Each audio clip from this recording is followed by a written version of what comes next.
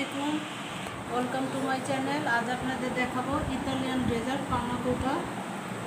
আমার এই রেসিপিটা যদি আপনাদের একটু ভালো লেগে থাকে তাহলে আমার এই চ্যানেলে লাইক, শেয়ার, কমেন্টস এবং আমাকে সাপোর্ট করার জন্য সাবস্ক্রাইব করুন।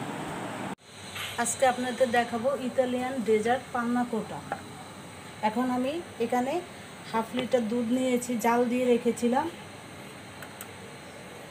নিব আমি একসাথে এখানে হাফ কাপ কনডেন্স মিল্ক আছে, আমি এটা হাফ কাপের থেকে বেশি আছে।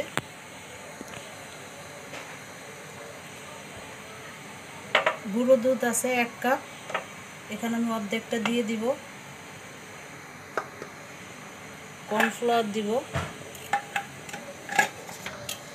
1 চা চামচ, 1.5 চা চামচের মতো।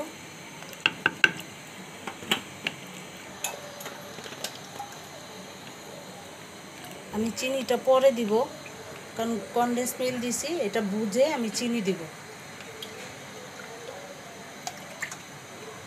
আমি গুঁড়ো দুধ আর একটু দিয়ে দিচ্ছি,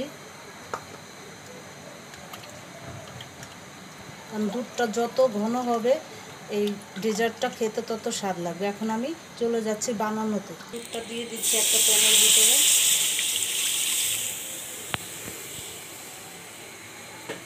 মিডিয়াম আছে এটা জাল দিব, একবারে হাই হিটে না।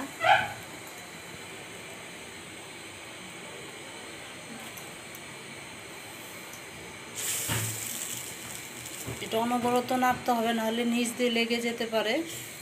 এটা সব সময় খেয়াল রাখবেন আপনারা।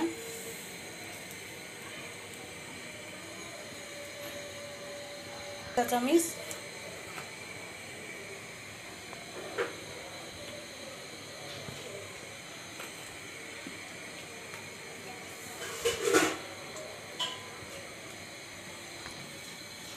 এটা আমি নাড়তে থেকে এখন চিনি দিয়ে দিব 1 টেবিল চামচের মতো। লাগলে আমি পরে দিব, কারণ কনডেন্স মিল্ক আছে, গুঁড়ো দুধ আছে, দুইটারও কিছু মিষ্টি আছে, এই জন্য কম চিনি দিলাম।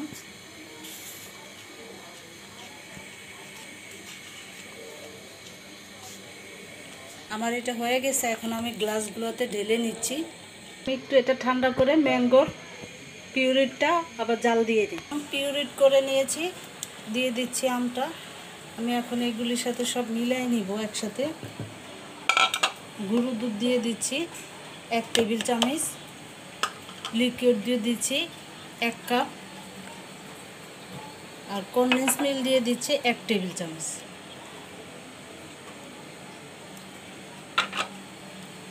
আগার আগার দিয়ে দিলাম 1 চা চামচ। এখন এটার জন্য একটু জর্দা রং দিয়ে দিয়েছি, আপনারা এটা না দিলেও পারেন। পিউরিটা জাল দেওয়া হয়ে গেছে, আমি এখন এটাকে নামিয়ে ফেলবো।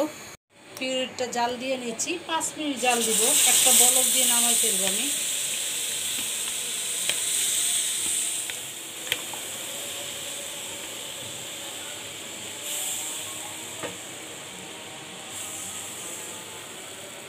আমি অল্প একটু চিনি দিব, 1 টেবিল চামচ চিনি দিয়ে দিলাম। একটা বলক দিয়ে আমি নামিয়ে ফেলব।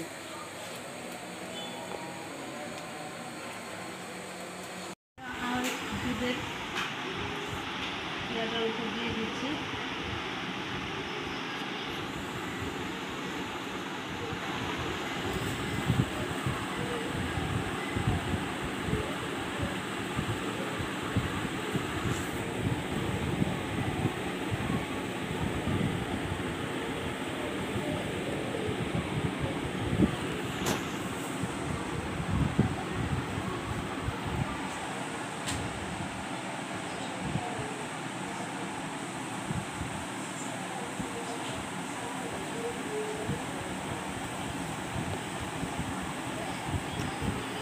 আসছি 1 ঘন্টা পরে।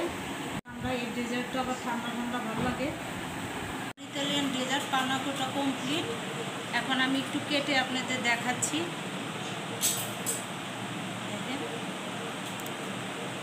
অনেক টেস্ট, লেয়ারটা দেখেন। আলহামদুলিল্লাহ। আপনারা সবাই সুস্থ থাকবেন, ভালো থাকবেন, আর সবাই ঘরে থাকার চেষ্টা করবেন। আল্লাহ হাফেজ।